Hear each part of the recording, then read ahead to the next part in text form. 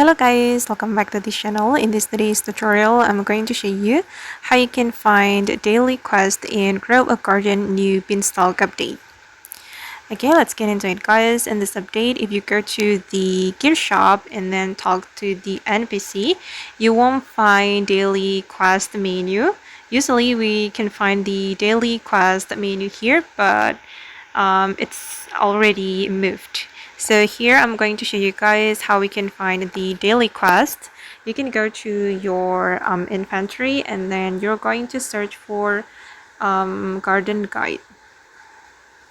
Okay, and you will have this garden guide from this update, and then you can click anywhere to open it. Okay, and then you're going to go to the daily quest, and here you will be able to find your daily quest. Okay, that's so easy, right?